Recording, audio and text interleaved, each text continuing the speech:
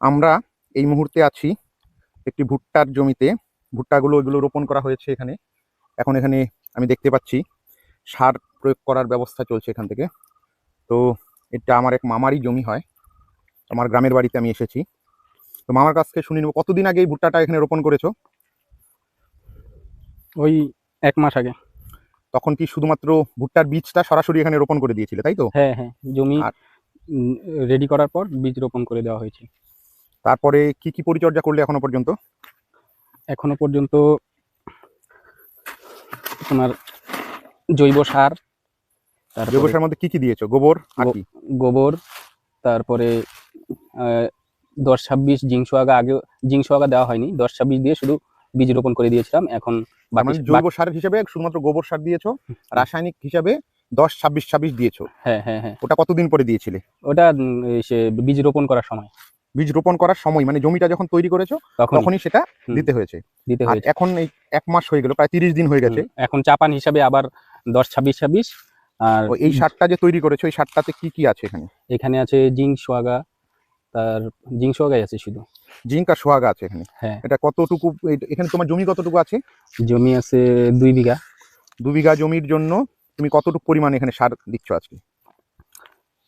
30 KG 10-26 আর 6 KG zinc সোয়াগা। 6 KG zinc সোহাগা একসঙ্গে আছে 6 KG পরিমাণ। হ্যাঁ হ্যাঁ, আচ্ছা। আর হচ্ছে 30 কেজি দিয়েছো এখানে। তোমার হচ্ছে ওটা কি আছে সাথে বললে? জিঙ্ক সোয়াগা। আচ্ছা, জিঙ্ক সোহাগা। আর 30 কেজি কি দিচ্ছ এটা? 10-26-26। 10-26-26 30 কেজি। তার মানে একবার জমি প্রস্তুত করার সময় 10-26-26 দিয়েছিলে। হ্যাঁ, এখনো আবার এবং তখন কতটা পরিমাণ দিয়েছিলে? তখনও এরকমই দিয়েছি। 30 কেজির মতোই? না না না, তখন 50 কেজি দিয়েছি।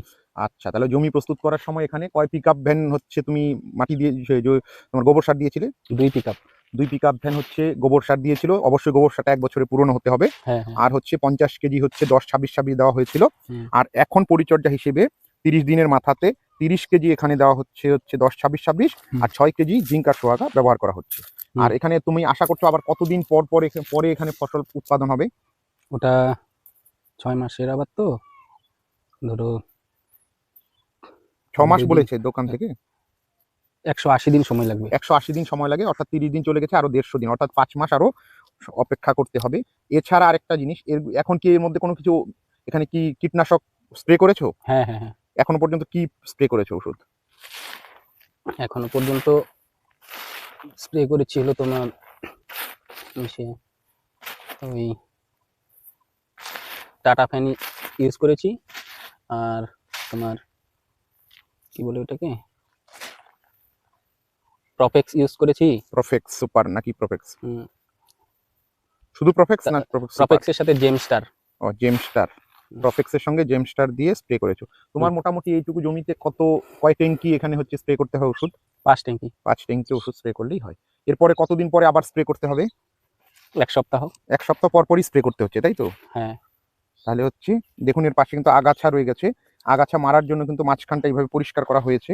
আর ওই আগাছার জন্য আগাছা মারা ওষুধ আনা হয়েছে, কালকে স্প্রে করব। আচ্ছা, ওটা যদি গাছে পড়ে তা গাছের ক্ষতি করবে না? না না, ওটা শুধু আগাছাই মারা যাবে? শুধু আগাছাই মারা ও যাবে। আচ্ছা, তাহলে আগাছা স্প্রে মারার জন্য কিন্তু ওষুধ স্প্রে করতে হবে। তাহলে আপনারা দেখতে পেলেন যে এখানে হচ্ছে ভুট্টা চাষের জন্য কি কি পদ্ধতি অবলম্বন করতে হয়। ভুট্টা চাষ বর্তমানে আমাদের গ্রামাঞ্চলে একটা লাভজনক ফসল হিসেবে কিন্তু এখানে তোমার মান্যতা পেয়েছে। অনেকেই এটা চাষ করা শুরু করেছে। আমরা যখন ছোট ছিলাম তখন কিন্তু আমরা ভুট্টা চাষটা খুব কম দেখেছি এই সব অঞ্চলে। তো যাই হোক, এই অঞ্চলগুলোতেও এখন ভুট্টার চাষ ভালোভাবেই হচ্ছে। এই ভুট্টার গাছগুলো দেখুন, ভালো হেলদি গাছ আছে।